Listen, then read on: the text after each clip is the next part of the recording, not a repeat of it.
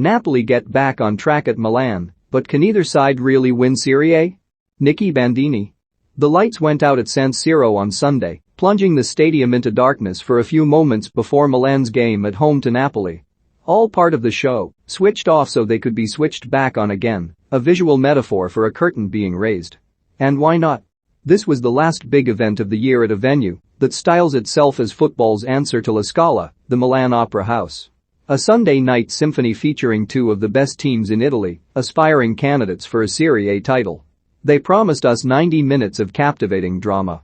They gave us maybe 10, most of those wrapped up in a contrived final act. At kickoff, Milan sat second in the table, with Napoli 3 points behind. It was not so long ago that these teams were joint top. At the start of November they had matching unbeaten records, each of them launching their campaigns with 10 wins and a draw. Back then it seemed inevitable that one of the two sides would make it to Christmas in first place. Yet each has experienced their own winter wobble, losing form at a time of year when the fixtures come thick and fast.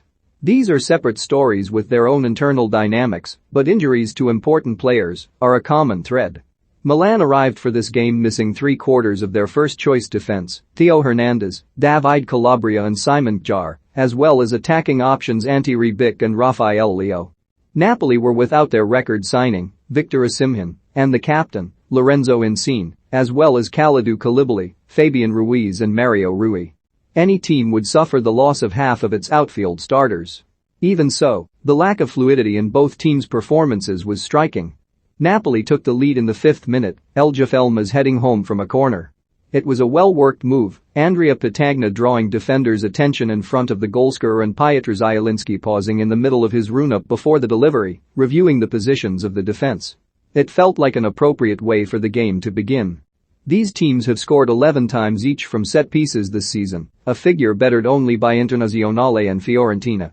More surprising was the lack of reaction from Milan to falling behind. Indeed, the lack of any action whatsoever. Neither team produced another shot on target in the entire first half. Closest was Alessandro Florenzi with a volley from 25 yards.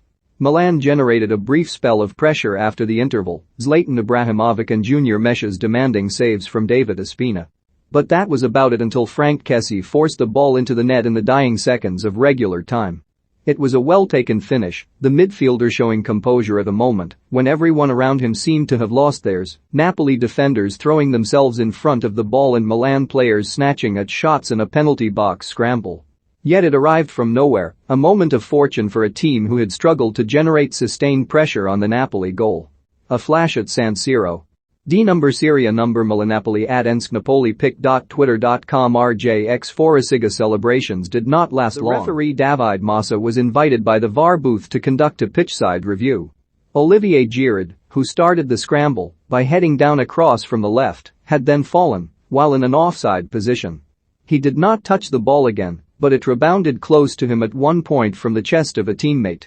The Napoli defender Juan Jesus, who challenged Giroud for the initial header before becoming tangled up with him on the floor, attempted to jab it away.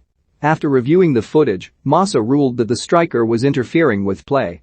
It was a crushing moment for Milan and the start of a heated debate. On the live broadcast for DAZN, former referee Luca Morelli said that the situation was ambiguous because Giroud did not make any move towards the ball. Jesus, unsurprisingly, would have a different take after full time. The rule is clear, it's active offside, and he didn't let me play, the defender said. I could have done better, but I had a man on top of me, and Giroud is a big guy. Comparisons were inevitably drawn with a goal disallowed for Atalanta during their 4-1 defeat by Roma the night before. When Brian Cristante deflected the ball into his own net for a second time in the match, VAR overturned the goal because José Luis Palomino had been stood behind him in an offside position. Atalanta were furious, and on procedural grounds they were right to be. That decision was taken directly by officials in the booth when it ought to have been referred to the match referee for a pitchside review, as happened at San Siro. Ultimately though, the ruling here did appear more clear-cut. Palomino was in a potential scoring position and had a hand resting on Cristante's back. In any case, both goals were disallowed. Napoli held on to beat Milan 1-0. Their hope is that this win can be a turning point, putting their title challenge back on track. They face struggling Spezia on Wednesday before heading into a winter break when they will hope to recover more players. The return of Andre Frank Zambo Anguissa after 5 games out had already provided a huge lift here, Milan's attacks breaking repeatedly at the feet of the Cameroonian midfielder. Victory pulled them level with Milan, who have one last chance, at Napoli, to end the year on a brighter note. This team's defensive frailties have often been to the fore in recent weeks, but this was a night to remind us of how badly they missed the spark provided by Rafael Leao, whose electric runs were so often a catalyst in the early part of this season. As impressive as Ibrahimovic's strike rate is, games like this one and the recent defeat by Liverpool show the limitations in what he can offer at 40 years old. His technique and finishing ability are as sharp as ever, but as the Napoli manager, Luciano Spalletti, suggested, those qualities can be neutralized by a high defensive line. It is harder to operate such a tactic when you have a player with Leo's pace around, as Liverpool discovered during a thrilling first encounter with Milan at Anfield. Opponents earlier in this season were caught between overlooking that threat and getting punished or allowing themselves to get pushed back into deeper positions, which in turn allowed Stefano Pioli's team to occupy more of the pitch.